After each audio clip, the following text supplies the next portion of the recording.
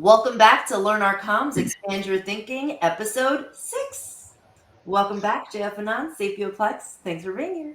Hello. Thanks for having us. I'm super excited about this one, guys. This is going to be a fun one. So who wants to introduce what we're getting into? That'd be you. We are going to do a video that I'm sure most people have seen, and I'm sure most people have kind of picked some things apart. We think we've got a pretty interesting look at this video for a couple of different reasons. But it's The Ghost in the Machine, FORPOG, that came out in 2022. And it is a phenomenal set of comms. We believe that it is. So, yeah, let's roll.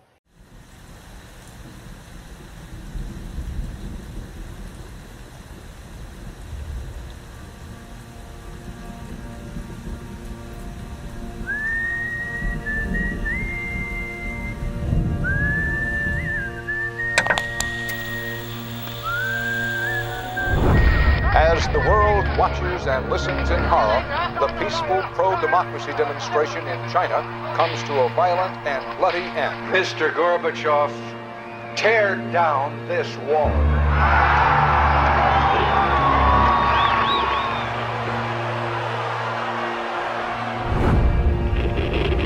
Wolves hiding nearby, whispering do or die around me.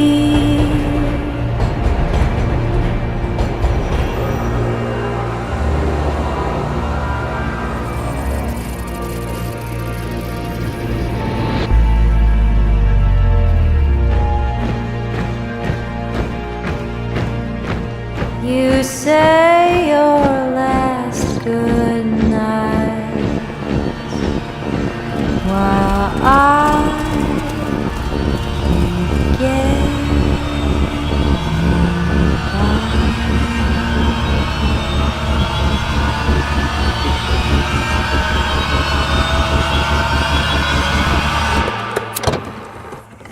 There is another very important phase of warfare. It has as its target not the body, but the mind of the enemy. The target of psychological warfare is against the enemy's mind. It is words and ideas. The ammunition used by PSYWAR.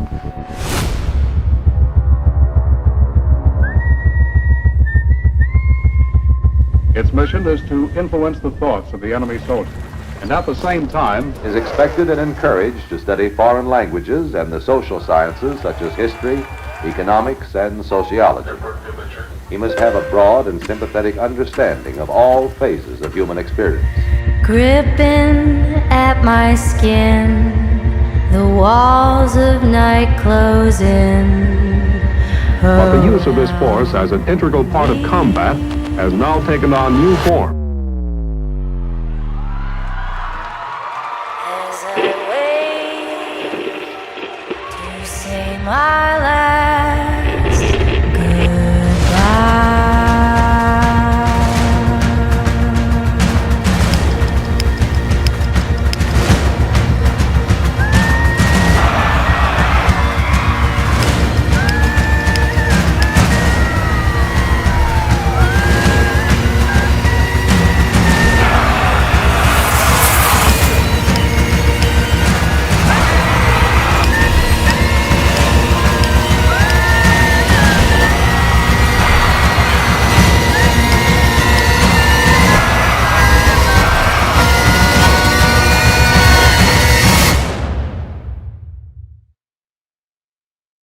These are the PSYWAR soldiers.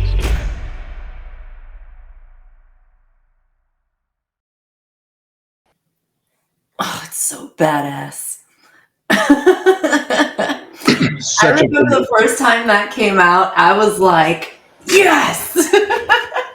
It's awesome. Well, one of the questions I have is why in the world is the PSYOP group making a front-facing video to show the public? Exactly. That doesn't make any sense at all. So there's obviously something not normal going on, because otherwise the PSYOP group wouldn't be making a video. It's such a great, I mean, if you go online, there are two takes on this video. One is that, oh, look at this. This is the New World Order. They're showing us exactly what they're going to do. That's one take. I think that's ridiculous, especially when you look at some of the messaging that's in here that we're going to get into.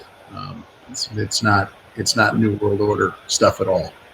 I want to tell the audience more about who 4POG is. I think we've covered it before. In case.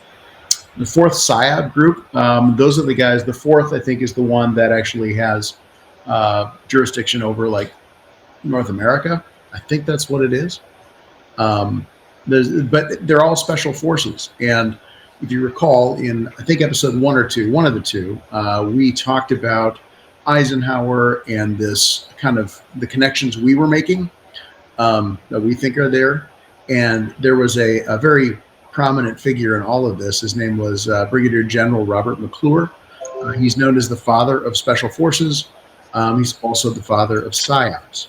He ran psyops under Eisenhower in Germany.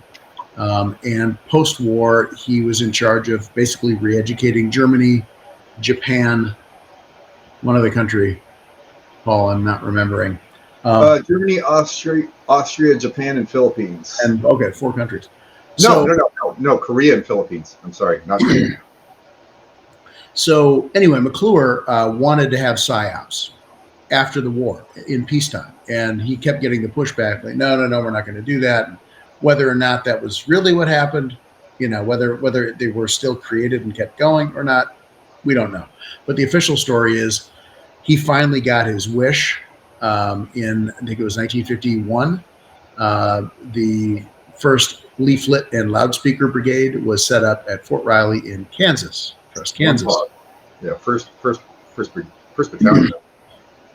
And they were known as they took on the mascot of a proper gander. I think it was in our last one, so you guys go back and watch that. But 4POG is interesting, and we love 4POG. I can't imagine wanting to get on the wrong side of this. Yeah, Cody, I dropped an image that 4POG put out that actually shows a whole bunch of 4POG guys standing there in their TAC gear, and they all have sergeant insignias over them, showing that everybody in 4POG, I guess, from this image, is a sergeant or better, which is really interesting when you look at Sergeant Pepper's Lonely Hearts Club Band, because they're all sergeants.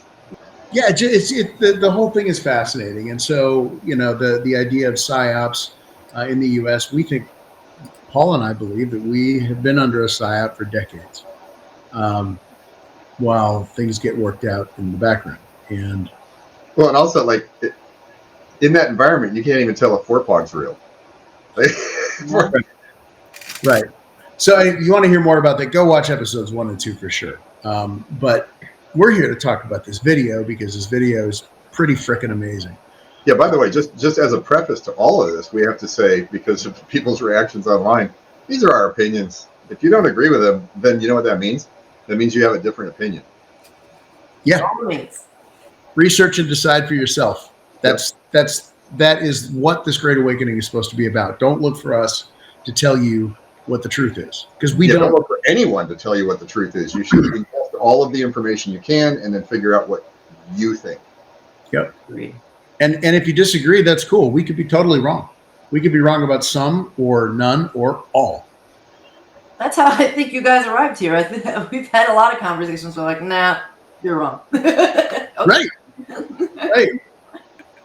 We certainly get our share of people agreeing with us, which is great. But nice that you guys agree. But I really don't care whether you agree or not.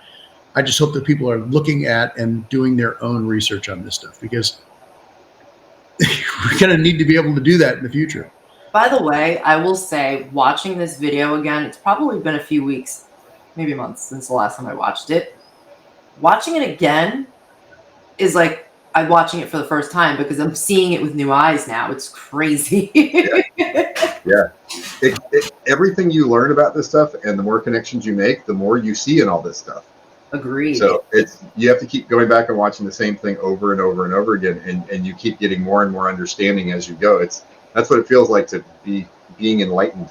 Mm-hmm. There's cool stuff, and what's funny is I remember looking at this the first time when it came out, and I kind of did this whole dig on it, and then when I went back to do it again month or so ago, after Paul and I had been talking about and formulating this theory, I saw a lot of the same stuff, but I saw a lot of new stuff, just new possible interpretations. So it's fascinating stuff. The first 15 seconds are just the Sun Tzu quote, "If your enemy is of choleric temper, seek to irritate." Okay, stop this one here. So this is interesting. This is Coco the Clown. This cartoon was developed by a guy named Max Fleischer, or invented, this character was. And this is from a video, which we will do another episode on, but it is Betty Boop's Snow White, released in 1933. So just hold that. We'll get back to all the fun significance of that video. Coco the Clown, by the way, the name means stork or dark, and I think the operative thing there is dark. So he's the dark clown, and later on you'll see him turn into a ghost, which is kind of implies that the ghost is acting like a dark clown. But anyway, you can kill the audio if you want. I can tell you what that is. It's just commentary in the background about Tiananmen Square. This is Beijing. This particular scene. Mm-hmm. This is Berlin. That happens to be a television tower. In the former Eastern Berlin. East Berlin is where that was built in 1969. Now we have this conductor. Yeah, I'd say pause it. We think that's Eisenhower, by the way. Or meant to be Eisenhower. Yeah. I think that's symbolic of Eisenhower. Yep. And things are just getting ready. The lights go down as this vignette moves on. This is a Soviet-style chess set. Google it if you don't believe me. It took me a long time to try to figure out. I spent so much time actually trying to figure out what the layout of the chessboard is. And if you look at that and you enlarge and you enhance, which is what I did, this whole scene, it appears like there are actually 9 rows or 9 columns. And there aren't 9, there's only 8. So I couldn't figure out what the move really is, but it appears like you have the king and queen, the white king and queen, and they're in a really bad position. And so, yeah, I think that's meaningless. I think that's meaningless. I think the fact that it's a Soviet chess set is interesting. I have been told that this is Fort Bragg. It's highly likely that this is Fort Bragg. What's interesting here is as it comes up, you're going to see the Ghost logo, which was developed for the 23rd Headquarters Special Troops, World War II. Notice the smoke in the fire is going in reverse. Oh, let's play that again. I did not notice that until you said it. Yeah, and also, you're seeing the camera zoom into the ghosts, but if it's playing in reverse, then maybe the intent is you should be zooming out, like expanding your thinking. Yeah, that could very well be. We'll get back to the 23rd Special Headquarters or Headquarters Special Troops a little bit later on in the episode. This is this is actually a bus, but the previous was the U-Bahn. This is in Berlin. Let's let this one play through because I think it'll show the name of the station. Yeah, it will. It has U-Bahn, and then this is a bus because you can see the car taillights in front. This is New York City. The crosswalks all match. I can't figure out where, and I looked a lot. Strike team at night, obviously. This September 30th, 2019, this is China's 70th anniversary. You see the banner on the right there. There's the banner that says 70. These are Russians. So I don't know why that got interspersed in there. But well, hold on a second. There is a reason. If you go back to our theory and look at the time frames that we're talking about, and later on you're going to see a reference right in the middle of Berlin, and they say we are everywhere. The caption on the screen right now says the threat rises in the east, and they're showing you China, but then also Russia. So the question is, in what time frame? Right after World War II, the threat that rose in the east was Russia, because we had the Cold War. But today, the threat rising in the east is China. One could argue Russia as well. Right. The narrative. Right. And then, of course, we'd come along and argue neither. But anyway, go ahead. It's all right. Sometimes we're contrarian hammers. Maybe you're looking for nails, but interesting stuff. These are the headlines that actually played out in Times Square. when Russia invaded in February of 22. Now this is one we're going to slow down through, or not slow down, but I'll tell you to stop. There's two vignettes. First, these old soldiers, you know, ancient guys, and now you get guys coming out of an APC. And the very next vignette, when that gets mostly on the screen, a little bit further, stop. Okay, if you see around here right now, you've got one guy with his head bowed. Looks like he has possibly a bag over his head. It looks like he's being escorted by two other men, and I'm taking this to be two soldiers, U.S. soldiers, or allies, if you want to call them that. They've got a criminal. They're going to put him in that chair. They've got a spotlight on him, and if you notice, there's a video camera with a red record light on. Mm-hmm. So I think this is suggesting confessions. Confessions or an interrogation. Yep. So warfare is evolving, and we're moving toward interrogation. Keep going. Yep, and now you got a person playing the piano, right? Playing the tune. And then the next is going to be night vision or FLIR. Right. But just so an operation's happening. Stop here. Okay, see this guy? He's standing there looking at all these screens like it's a data center. He looks like he's wearing a leather coat, so he's not military. Now just play it and watch what he does. He looks to his right and he puts his hands up. Right there. Oh, it's a raid. Raid. They raided the guys who were orchestrating the operation, and the guys orchestrating the operation weren't military. Some of the guys, there's some of the orchestration. I mean, it's just saying basically, look, we're out here we're taking care of business. That's what we see. Right. At least it wasn't standard military. The guy's not in camouflage. He's in a leather jacket. Yeah. Right. Keep going. Yeah, you just keep going on this one. Here's cocktail. It says programming, I think, or something here. As this woman is, or this person is scrolling their phone. All the world's a stage, yeah, in part of the shows.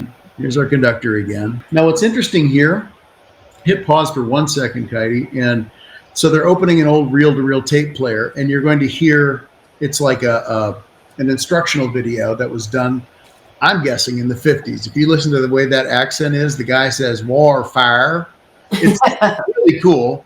It's kind of that accent that they used in the 40s and 50s, or that was sort of the standard TV. This is Eisenhower era instructional stuff. And I wouldn't be surprised, I can't find it anywhere, if those voices, if this is an authentic recording, these two voices you hear, it wouldn't surprise me a bit if one of those is General McClure. Hmm. Yeah. But I don't know. Those knobs, by the way, are like Magnavox knobs from the 50s and 60s. Somebody pointed out that I think it was The Sound of Freedom or another one of those films had this very same red, white, and blue sort of light effect in it in one of the trailers. And I know I saw that. I'm just remembering that now. Anything we touch, like a microphone. Now look at this. This guy's bopping his head like he's editing music. Yeah, he is editing music. That is a music editing desk. I know that because I had one. Everything is a weapon, a paintbrush. Media. Now, we're going to stop at the next scene so we can deceive. Right here. Dude, okay. Is that Obama's chef? No. He's not black enough. I'm just saying. They wouldn't actually have him in the video, but right. It could have been a tell, like, hey guys, this is about to happen. Yeah, John's read of this is actually pretty good. I have another one, but go ahead. So I'm discounting the fact that this looks like this is in Asia, okay? But I don't know if you guys have ever heard of Operation Mincemeat. Operation Mincemeat was a World War II deception operation that the British did, or the Allies did, but it was mainly British SOE. What they were trying to do at that point is the Allies had beaten the Germans in North Africa at that time. The Allies were basically knowing that they had to get into the soft underbelly of Europe, and the only real way to do it was to take Sicily first. So they were going to invade Sicily. And it was the obvious place where the Allies were going to go. Even the Germans. I mean, it was like, well, where would the Allies go? They're going to go through Sicily. Well, here's the thing. The Germans held the Balkans. The reason they held the Balkans were because the Balkans had a ton of oil, the big refinery at Ploesti and all that. So Hitler did not want to lose that. So an idea was hatched. I think it was in 1939. This was before the war started, and so it wasn't specific. But there was a memo written called the Trout Memo. There was a gentleman who worked as the assistant to the director of naval intelligence. I think his name is Sir Arthur Godfrey. Godfrey loved to fish. He loved to fly fish for trout. So the idea was, come up with a list of ways that we can deceive the enemy. And it's very similar to fly fishing. You're trying to deceive the fish into biting. That's why his assistant called it that. Now, his assistant basically had this idea of, hey, we could have this downed airman. Basically, we could drop him as though his plane malfunctioned and he's there and he's got some documents on him, and the enemies find it and they look through it and they're like, oh my God, but it's all deception. Well, so that was the generic concept. When they implemented this, they decided that they really were going to have to go full tilt. And not only create a situation where the Germans would come into contact with fake plans, but they would have to be sold at such a level, such a detail level. And that's where this deception stuff comes from. So that's where I see this word. So the gentleman's name, the assistant to Sir Arthur Godfrey, his name was Ian Fleming. You guys know who Ian Fleming is, right? Author of the Bond books. James Bond author. Oh, yeah. That's so interesting to me because he was in the SOE for sure and did all that stuff. But this was his idea, and the way they adapted it, I'll try to make it really short. Watch the movie. It's a decent movie from a couple of years ago, but they leave out some historical stuff, and then they throw a love triangle in there that may or may not have actually happened. It's typical Hollywood. But the cool thing is they planned this thing down to the gnat's ass. Hair on a gnat's ass. I've tried to figure out the right. I'm going to F this up. I know I am. But they actually they knew they needed a body. But before they even had that, they're like, okay, we're going to have this guy. His name is going to be William Martin. And they scoured their own roster to make sure that there was a Bill Martin still on the active, like RAF stuff, active duty, because they knew the Germans probably would have access to those rosters through double agents. And this Bill Martin happened to be in America off the grid, training pilots in Rhode Island. So they knew that the name was safe. It would check out as legit. They gave him a girlfriend with a picture in his effects. He was Roman Catholic, and they did that on purpose because the Spaniards would be they're going to dump this off of Spain. They knew the Spaniards would be reluctant to do a full autopsy because he's Catholic, and I don't know why, but that was their reasoning. Somebody could probably fill me in on that. Maybe there was something about violating bodies, but in the Catholic tradition. But anyway, they had all kinds of all the stuff that was going to be found in him told its own little story. So it just basically they fleshed out his whole fictional life. Then they needed a body. Well, one of the guys in I think his name was Montague. Ewan Montague was in charge of the operation. Montague basically he knew the coroner in one of the hospitals in London, and they had to get a really fresh body. Somebody who actually died, and this bum that died of ingesting rat poison, whether he did it intentionally or not, we don't know. They took him, and they couldn't embalm him because that would be too obvious. If you find a body that's fully embalmed, he didn't just fall off a boat or a plane. So they actually had to devise a way to cold storage this guy, limit the decay, and then they had to transfer him to the drop-off point.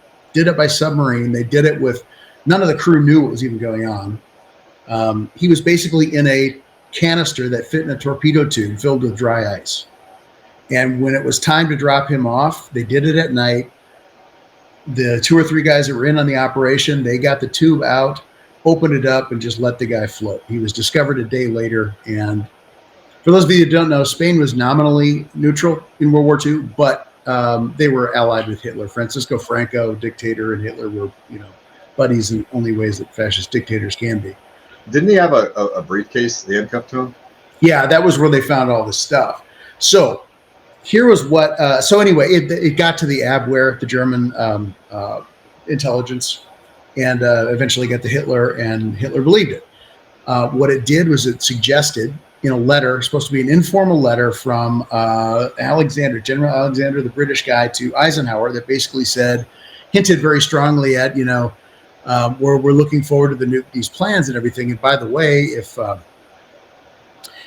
going to be sending you this Bill Martin, and while he's there, he's a great guy. While he's there, can you make sure he gets enough sardines, because they're on a ration system here, which indicated heavily that it was going to be, for some reason, that it was going to be in Greece. I think it might have even said Greece, and the Germans believed it because they didn't want to lose the oil.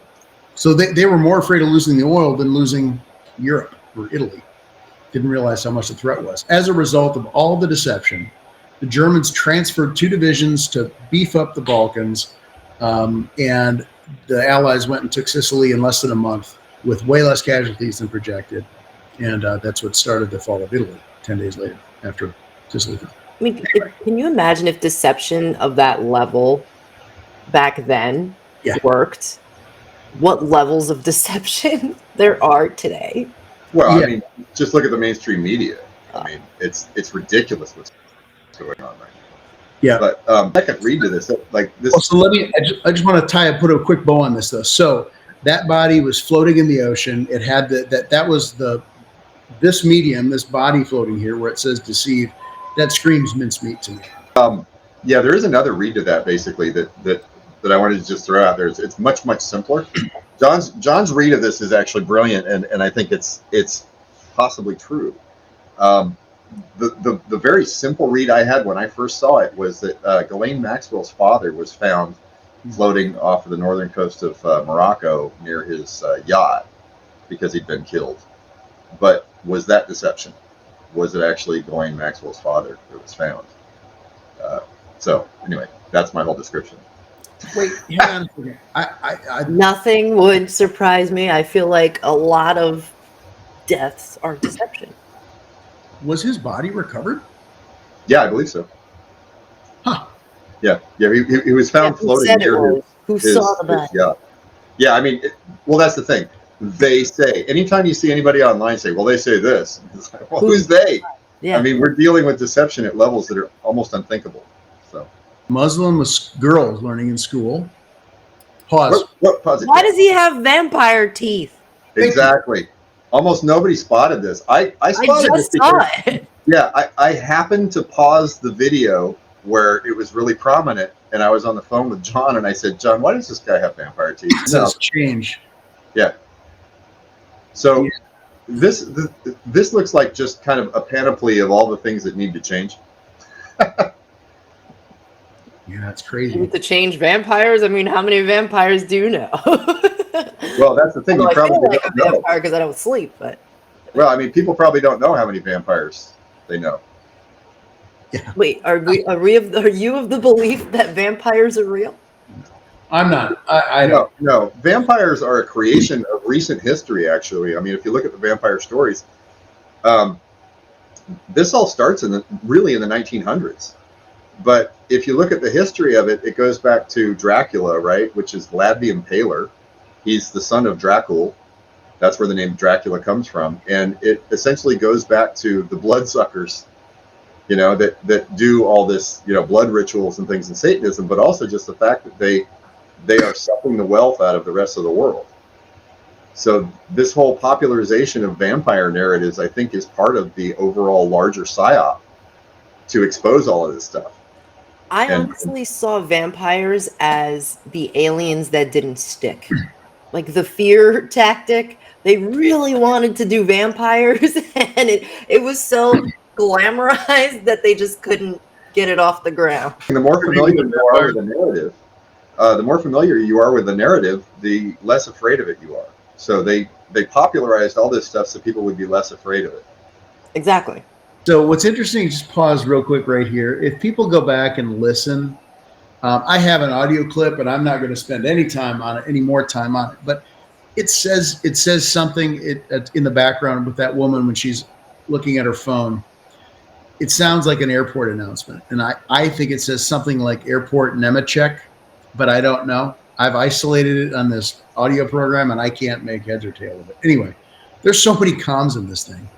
Here you got to watch, and you're seeing the inner workings of time, maybe. Yep. Okay, so you can see that this woman's shirt is soaked because you can see her bra through it. Her hair is soaked. She's got an umbrella, and she's looking up, and she's kind of has this look of total weariness. And I think the word inspire is important here. And I'm not sure exactly if this is like these people feel so beaten down by this psyop, or not by the psyop, but by the bloodsuckers and by the system that we've been under for so long.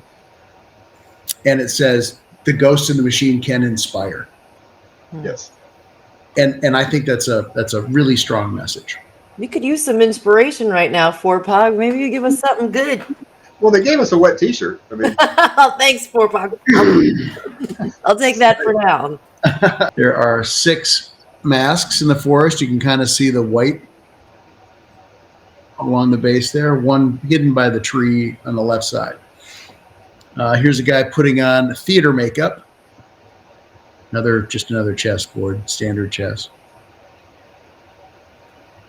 This looks like kabuki theater to me. Mm-hmm. Okay, this is the good stuff. This is the Betty Boop Snow White.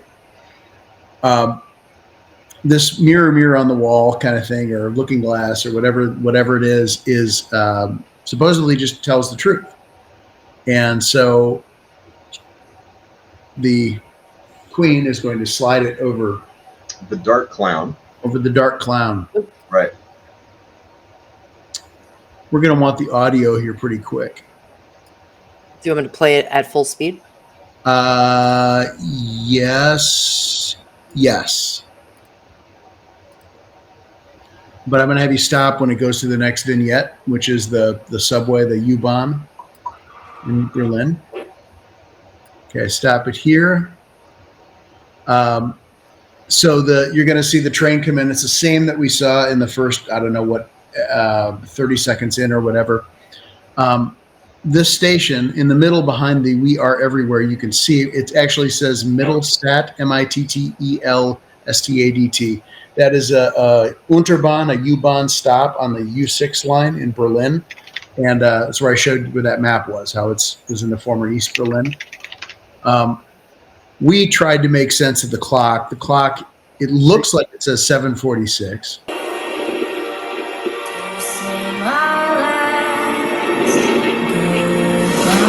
There we go.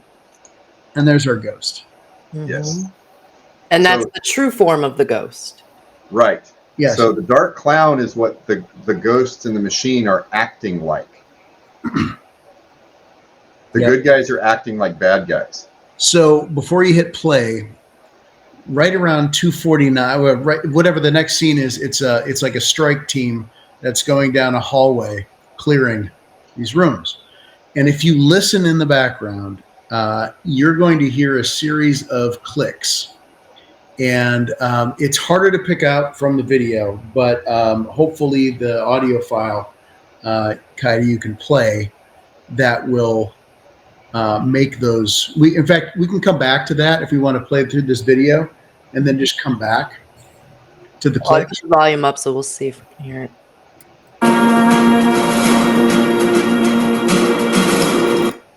That was the first click. Oh, I hear it. Wait, I'm gonna go back to it. Yep. I'll count them as I go. Okay, go.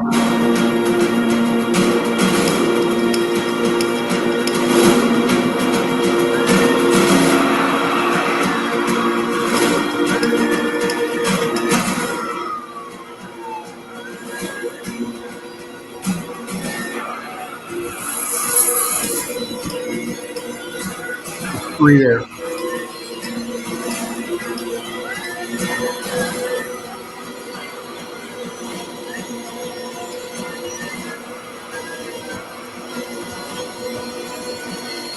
Yeah.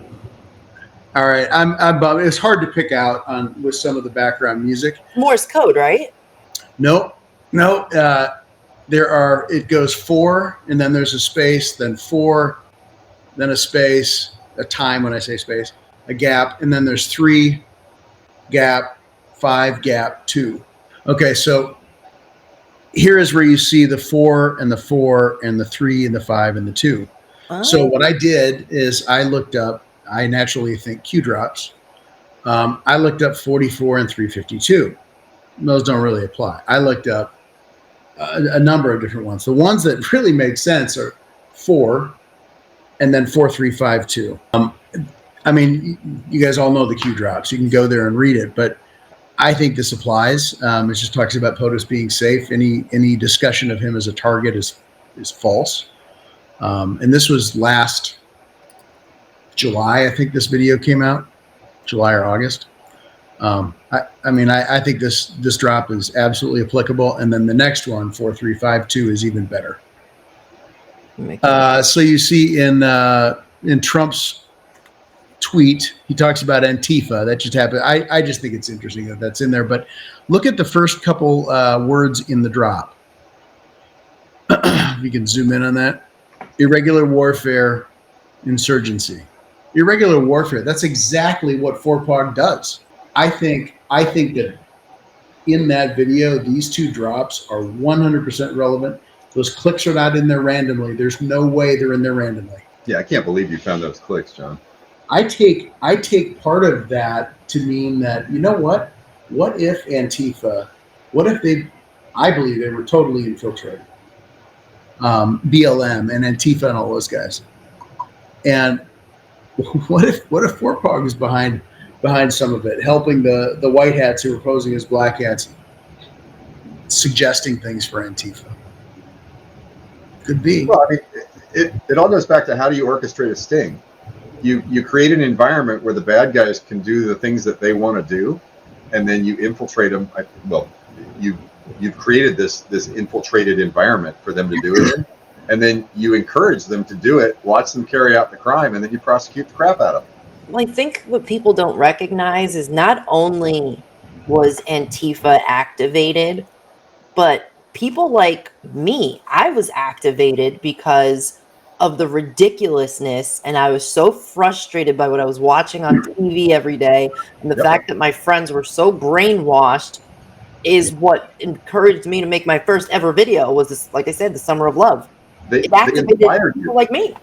Yeah, they inspired you. Yeah, exactly. Interesting. Let's go back to the about the 249, 250 mark. Okay.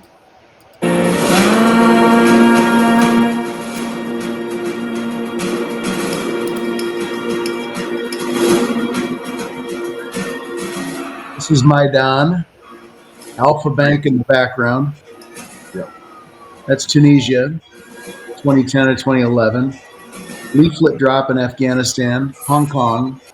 All right, so this we have talked about it, but this goes back to the whole that ghost patch that you see a lot of people wearing right now. One of my favorite symbols. I know it's a lot of people are wearing it, but it's 4POG. It's these guys. It's the ghosts. These guys are flipping over an inflatable tank. These tanks were made specifically to convince Hitler that any invasion that was coming from the UK was going to come at the Pas de Calais and not Normandy. So they had all kinds of deception created, not just these guys. They had radio. They had fake army units that people radioed on or talked about. So anyway, I think this is a real hat tip to the guys that made this video. These are their godfathers in a way.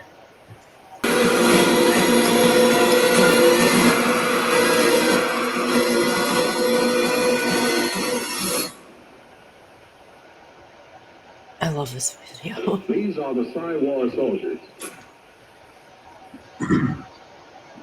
Warfare. Yeah, warfare. So those last couple scenes, there was Tiananmen Square, Iraq, the fall of the Berlin Wall, then there was the end of Gaddafi. Those are the very last guys. You notice the words, though? It said, ghosts in the machine, what, comma, are we? With a question mark? Like, Yeah, you guys are ghosts in the machine. Yeah, your mind wants to read it as Yeah. what are we? But it's actually asking you the question, are we ghosts in the Yeah. machine? And I would Yeah, say yes. Pog, Yes, you they definitely are. Well, all of the Pog. So Paul and I were talking and overall about the concept of the video, and you brought up such a great point, Paul. Do you remember what you said? We were talking about the fact that you've got Beijing and Berlin and Moscow, all of these things in this video that if you look at the video, it looks like Forpog is saying we're everywhere. We're acting in Beijing, and we've been in Berlin, and we are in Moscow. It's almost as if they have created all these things that you think are real. Wouldn't it be a huge diplomatic faux pas for an armed services, a division of the U.S. Armed Services, to admit that they're fucking around in other foreign countries and they're meddling in their affairs? Wouldn't that be? This is why I was saying early on, why does this video exist? Like, from a military standpoint, this is like, no, don't do that. That would be bad. Unless there's something radically different going on. In order to make that make sense, our overall theory from episode 1 and 2 with the history is this stuff started getting fake 100 years ago. Very, very fake. So much so that, for example, the entire Cold War may be a fabrication. I mean, let that sink in for a minute. That is the thing I've found with all of this. We have to think so much bigger because I don't know that most people are prepared for that much bigger. And that's the issue. No, not all the haters. And that's fine. Keep throwing the shit. But you know what, you guys, it's so obvious you're not thinking for yourself here. We don't know if we're right or not, but you can't say, I'm going to address this. I know I said this in the last video, but when people are like, no, I know Barack Obama was a black cat. I know. I mean, I've seen all this stuff. I know it's now. Really? How do you know that? How do you know that 100%? You might be 99% sure, but you're not 100%. You cannot be certain. It is not possible. I don't think there are very many people that would know the answer to that unless you were like Secret Service and in the bathroom with him. Secret Service may have no access to Q at all. I mean, it's mind bending how screwed up this whole thing could actually be. Yeah. And when you look at, like, okay, well, why would anybody do something so colossally deceptive? Because you're up against a 6,000-year-old death cult that runs the world. Yeah. I mean, the rationale for doing something this extreme actually exists, and from a military strategy standpoint, it actually makes perfect sense. So all you have to do is kind of unlearn all the assumptions that you've made. You know, there was one person online that was telling me, no, you know, the military has this many people. Here's a screenshot of a graph from some article somewhere, and what I was saying is, well, what if the military has an extra million people? How would you know? You know, did you do a census of the United States and keep track of everybody's profession, and you actually know that you got everybody? And you know, and then it just kept going further and further, and it started into ad hominems and bullshit. And then I said, well, what if it's 2 million more? You know, you're not gonna know. Right. Can't know anything for certain. You just can't. Yeah, you know, people will say things like, well, in order to do that, they'd have to have like 10,000 crisis actors. Yeah, so you don't think the psyops battalions have 10,000 crisis actors that are completely invisible? You know? Yeah, I bet they do. I bet a ton of the stuff you've seen is all crisis actors, and you have no way to know. You don't even know if an event that the news media is reporting on is actually real, because a lot of these places will get a feed from one station. And this station is saying, oh, we've had this disaster in East Bumblefuck, Tennessee, and it's been, you know, you got people dying, or you got something, you get these cows that were, whatever. And unless you live right there, even then, if you live right there, like, wow, it's got to be around here somewhere. But I don't know. I suppose it's true. Because you wouldn't know. So but our minds were conditioned to think that way. Yeah, right. That's the point. Right. Everybody's been conditioned, and everybody's been like, when I was a kid in school, we had to hide under the desk because there might be a nuclear attack. And it's almost the game of telephone. If your neighbor saw a fire truck go by, or a police car go by, then that event the news reported on is real because I saw the police car go that way. Yeah, let me give you an example of something that I saw myself in person. I was in a parking lot here near where I live at 5 a.m. in the morning, having a conversation with a friend of mine for bizarre reasons that I won't bother explaining. And there was a helicopter that was orbiting about 300 or 400 feet off the ground. I'm guessing about 2 or 3 blocks away. It was centered over 2 or 3 blocks from us. At 5 a.m. with no lights. It was a civilian helicopter. I could see it well enough to see that it was civilian. It was not military. It was orbiting with no lights. That's weird. That requires federal authorization. You can't fly a vehicle. The police can't do it. They can't authorize that shit. Yeah. And it was at 5 a.m. What was going on a few blocks from where I was standing? I saw that with my own eyes. So I know that actually happened. I know that there was some really weird crap going on. Okay? And right as he says it, we lose him. That's what they were doing. They were coming after him. They were bugging his house. They didn't want him to finish the sentence. That was crazy. Did they kill the stream right when I was in the middle of it? Yes. Not want me talking about that. I love you guys. Basically, the bottom line is I saw stuff that proves that there's things going on at federal levels, right? But all you two, is that I'm saying that. Okay, if I'm for POG, you don't know shit. Yep. So what people think they know at a very visceral level is, your buddy might be feeding you bad information. You don't know. So you have to pick what's going on out of just the larger patterns instead of the details that are being reported, because everything can be misinformation. I think one of the things that's going on too, and people are like, well, why would there be a psyop for 40, 50 years? Well, aside from the stings, I think most of that stuff's done. I still think there's probably low-level goons. We've probably said this a bunch of times, damn near every episode that we do. But there is something to the idea of this great awakening, because the military and the angels can only do so much. They can put the structure in place, the skeleton, the framework, but it's up to the people to learn how to think again. Yeah, that's the hard part about all of this. It's because in psychological warfare, those that are best at confusing or being the most deceptive are probably going to be the victors of the war. So you have to understand that if you believe that the white hats are, or whoever it is winning this war, you also have to believe that they're really good at deceiving and they're really good at confusing. So you've got to rethink everything you're thinking.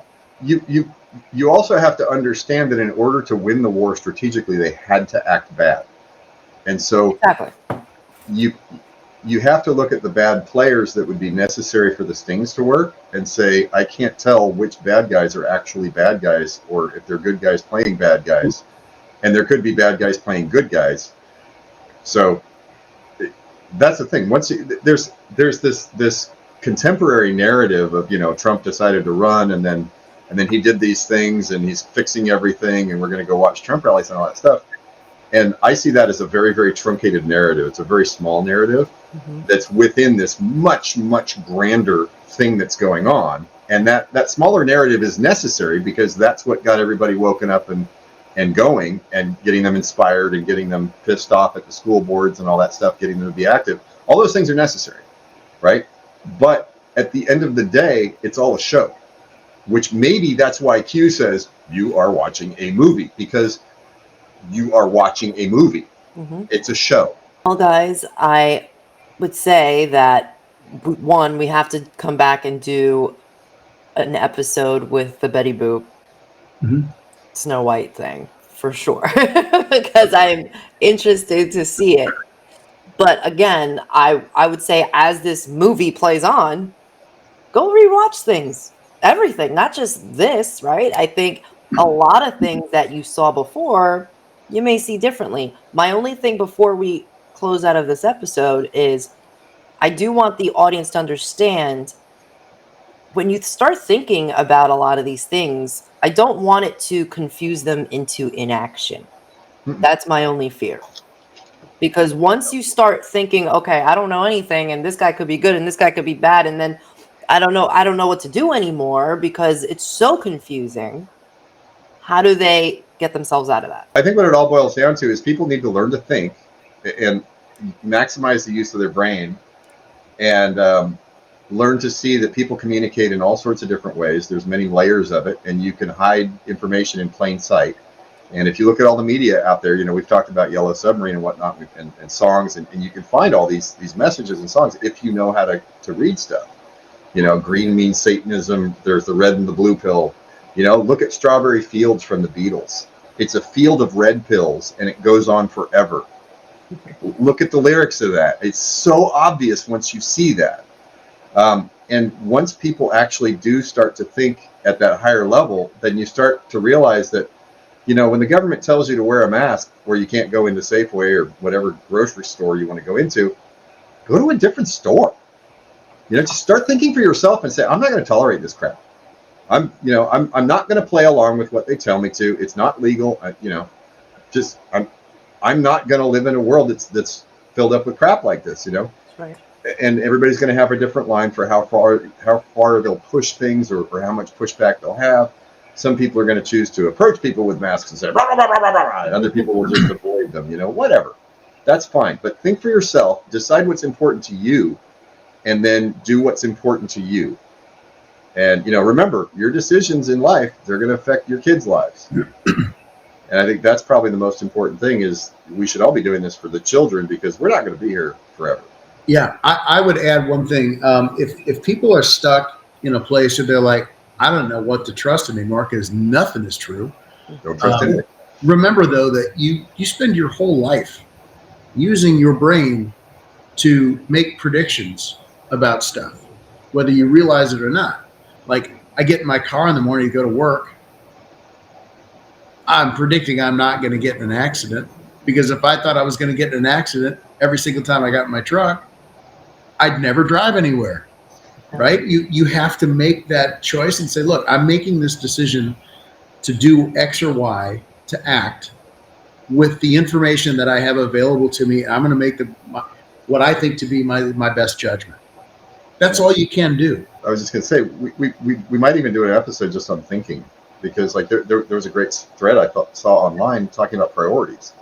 And most people in the United States today, which is where I'm familiar with, I haven't been overseas that much. I've been to Europe. But most people's priorities were set by someone else. Most people think that it's a good idea to buy the big house, get the fancy car, get in debt, do all these things. And I've done those things. Not worth it. If you actually set your own priorities, it's amazing how much different your life will be. I think people wouldn't do most of the things they do because most of the things they do don't help them. And it's just that they don't realize it because they've never thought about it. Somebody, when they were younger, told them, oh, this is the way to be happy. And they never said, is that actually true? And so they end up spending most of their lives doing these things, and they get to be 60, 70, 80 years old, and they say, why did I waste my life doing that stupid crap? And then the young people won't listen to them because they say, oh, they're old, they don't know what they're talking about. Well, it's great advice, guys. It's absolutely right. There's the car. That would be a great episode. Don't forget about it. Let's do that. All right. All right, guys. Till next time, talk to you guys soon. Yay. See ya.